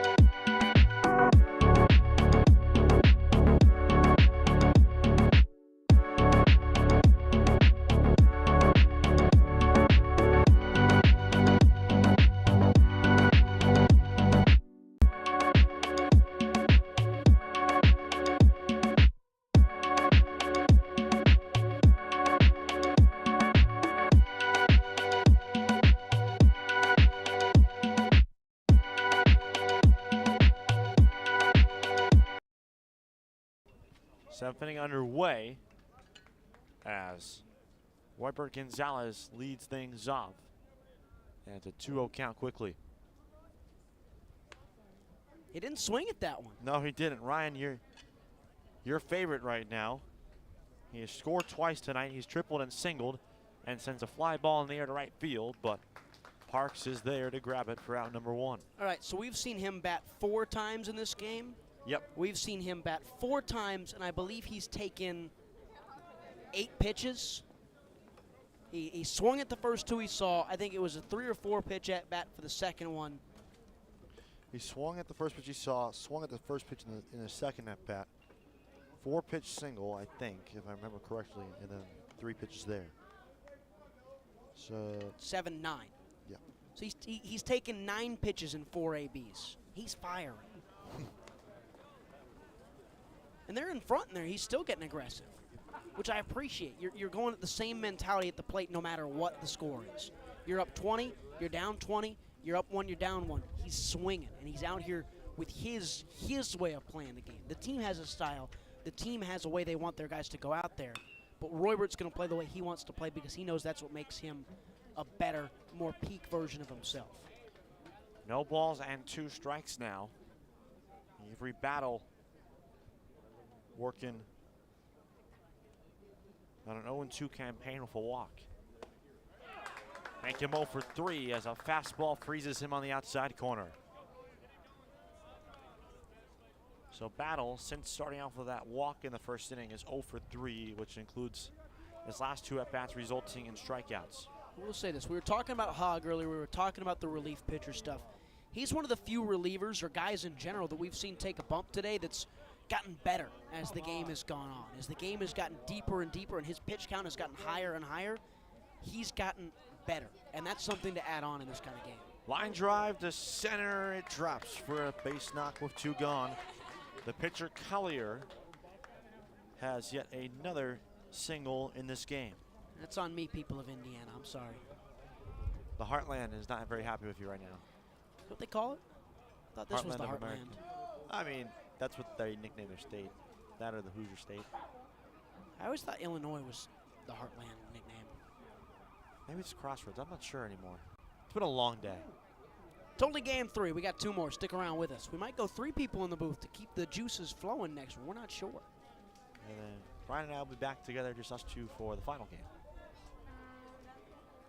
And then 6 more tomorrow. 6 more, the 2 of us. Baseball fans, we're grateful to make you happy if you like listening to us, or we apologize for tomorrow. Listen, Cav, we said it earlier. What did we say? They hate us because they ain't us. Yep. Delusional. That's what we are. And we still got 2 games left. It's a big spot. You just got to get one guy out. Don't worry about the batter. I like what Hog's doing as well. He's just locked in. He's one of the first guys we've seen with 2 outs on the board and a runner on in a big spot. That's just not worried about the guy on the base path at all. He's going about his business, batter versus pitcher. Down and away, and it goes to 2-1 in Manuel Sanchez's favor. Sanchez right now the hero. His 2 RBI triple in the 5th inning has the scoreboard at the time at 5-3. Indy grabbed a run back in the bottom half of the last inning. 1-1. Inside, and it's 1-2. Man, that's Sanchez hogging the plate. Hard to crowd and then back away. It's almost always going to be a strike. Here's the 1-2. Popped him up. Right side, long run for Olsen. Same with Parks. Parks drops the ball. It'll roll a long way. Collier comes all the way around to score. On his way around third is Sanchez. They're going to wave him around. He will score. Another one for Reds Nike RBI. And it is 7-4. 3 games, and each one's got a Little League home run? Yep. That sounds about right. And 2 for the Reds. Big Red Machine keeps on churning. It's the middle of the lineup. Collier's got one. Sitter, who's at the plate, has one now. So unfortunate, and Sitter just kind of says, hello, I'm still here. Base hit left center. Hard turnaround first for him, but he'll hold it up there. So it's an E9, by the way, to score the both runs.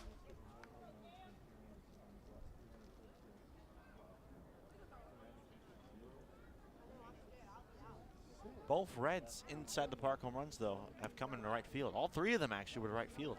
Well, that does make sense if you think about it. For those who aren't thinking, what elaborate, please. He might be saved by a ground ball here.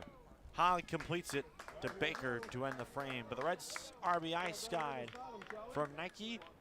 Tacks on 2 as we are at the bottom of the 7th. Cincinnati 3 outs away from going to 2-0 on the tournament.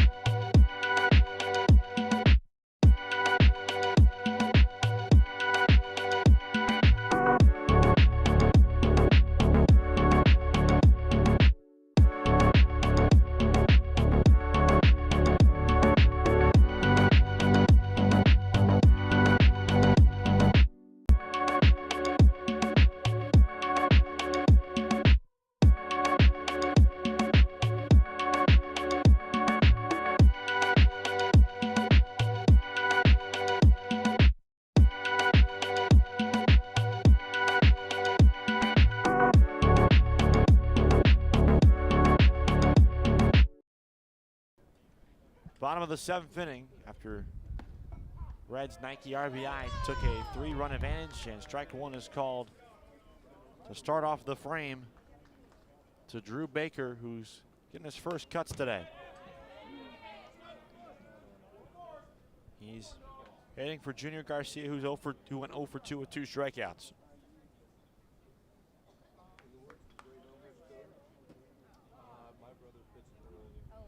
Collier remains on the bump. A 1-1 count with no one out here. Cincinnati 3 outs away from improving to 2-0. And that would set themselves up in the driver's seat heading into play on Saturday, Ryan.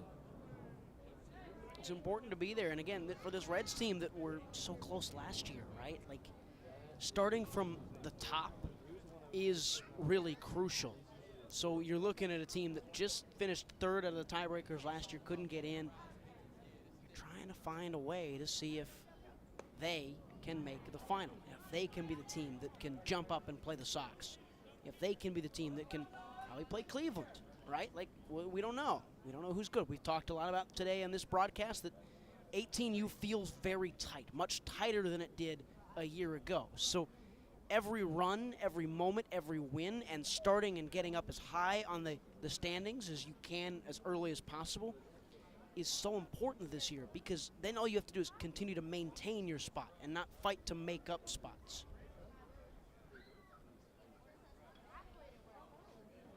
Oh, they're stretching Collier. I wonder if he's cramping up out there, maybe. They're bringing him a bottle of water right now. Get him a banana. Get him some potassium. Tell him to bring a banana out.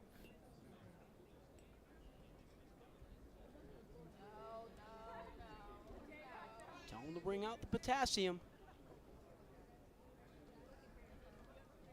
What was that one interview? Nuri Kawasaki. Monkeys never cramps. If you've seen it, you've seen it. It's elite. Monkeys never cramps. It's good. It's a funny interview. He's a funny guy. Nuri Kawasaki was very funny. In reference to talking about how he's always able to stay in shape, and he talked about how he eats bananas. Lots of bananas. Lots and lots of bananas.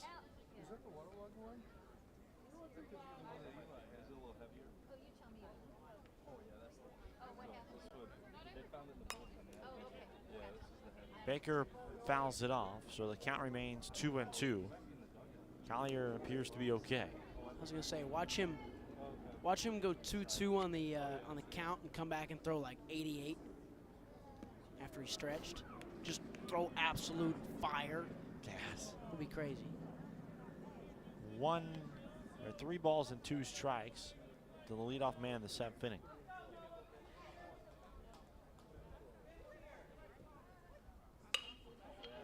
Ground ball right side. Sitter will send Baker to a right turn to sit back down in the dugout.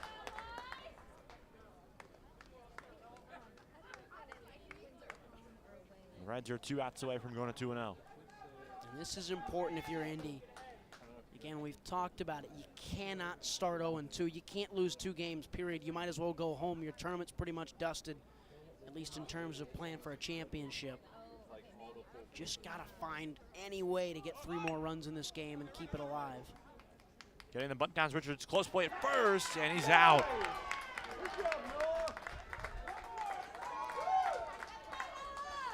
Nice play there by Noah Collier off the mound. He threw a fastball over to first base. Avery Battle was there.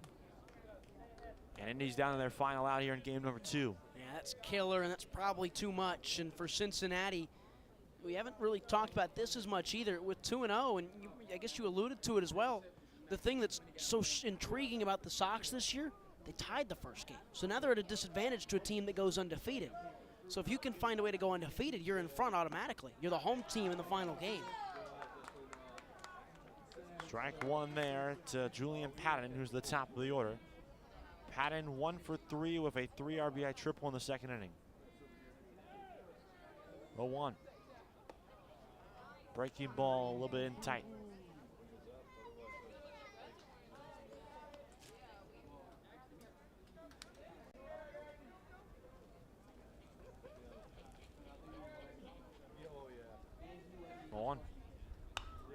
Popped him up. Final strike now coming up.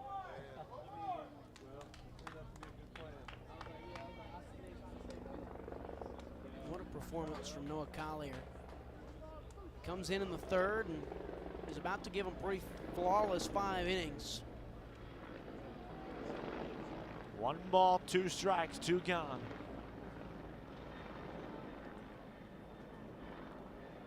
Collier kicks and fires. Little bloop shot in the left center. That's a base hit. Could be extra bases off the bat of Patton. He's on his way for second. The throw in from left center is offline, and so it's a 2-out double for Julian Patton. So they're not done yet. There's 1. Down by 3, but you never know. Schiebler's got to make something happen. He's a lefty.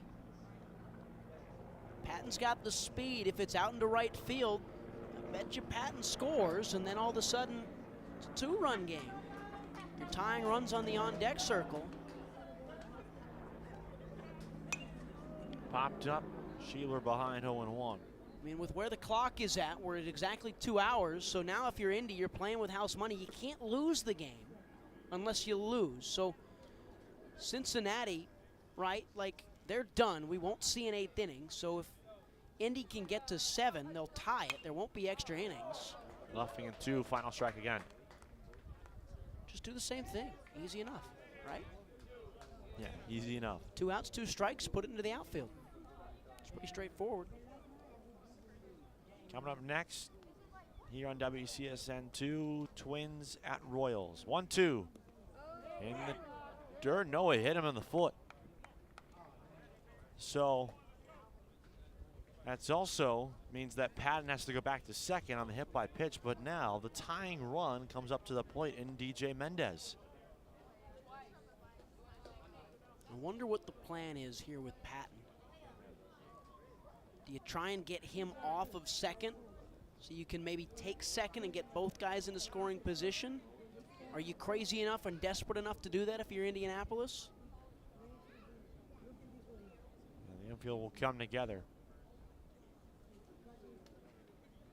Collier's got to finish this game. I mean, this is the first meeting on the bump that they've had with him. Stretching and all, cramps and all. He's gotten them here. He's been pretty good. Let's see what happens. He's not requested for the baseball yet. If he hasn't by now, he probably won't. Yeah, I feel like this is more now a matter of signs and defensive coverages, no? Yeah, I mean, it's 100% right. You've got a guy on second, so you can't be too frivolous with your signs. Your defensive coverages, you only need 1 out, so you're looking for all your forces. You're going over where you need to go when you've got it. So that's that. Again, I wonder if you're Indy, if you try and move Patton to third, if you take that risk with 2 outs and say, hey, you have the speed, get to third, and then they won't be able to throw towards second to get Schiebler, and then you've got 2 guys in scoring position. You still need 3 runs, so it doesn't really matter. First pitch misses high, and is ball 1. But Mendez is 0 for 3. But everywhere you can get more guys into scoring position, that's huge. Strike. It evens out. So even when we thought that Reds Nike RBI was going to pull away from this one, Indy's found a way to claw back and make it interesting, build some drama in the 7th inning. It's 2-1 now. If you had me to compare it to anything, it sounds a lot like Minnesota against Indy in the first game. It's like every time Indy kind of pulled away, Minnesota just kept clawing back. It's a little more high scoring today, but it's a similar type of deal. Hard hit ground ball, stabbed there at third by Sanchez. A race to the bag, and he got him to end the game. So that'll do it. Cincinnati improves to 2-0. The Reds Nike RBI side defeats Indy Nike RBI by a score of 7-4 in a higher scoring affair here on game 3 of the day, Ryan. Yeah, it was everything you asked for. That 3 runs in the first from the Reds, and you thought, oh boy, this team's here. That 7 runs down the last couple of innings in the first one. They come out hot in the second one. And we were concerned it might be blown wide open, but Indy hung around with 3 runs in the second, and then it was just a little too much down the stretch for Cincinnati. Another inside the park home run. We've seen one in every game, and really, I honestly think the story is Noah Collier. Comes in, pitches a great performance from the 3rd inning onward, and gets Cincinnati in the driver's seat at 2-0. And for Indy, unfortunately, after such a good stretch last year, 3-1, they flew under the radar. They lose 2 tough ones to a gritty, tough Minnesota team that's out for revenge after they didn't win one last year, and then they drop to a really good Cincinnati team. It's just a tough draw to take, and they'll only be playing pretty much for pride the rest of the way. They're on 2, Cincy 2-0. So that's going to do it for us here for game 3. Coming up in approximately a half an hour, so around 5:04 Eastern, 4:04 Central. Twins Nike RBI at Royals Nike RBI. Myself and Ryan will be with you once again for our great WCSN crew. I'm Kevin Later, signing off from Curtis Granderson Stadium. We'll talk to you soon here on the Windy City Sports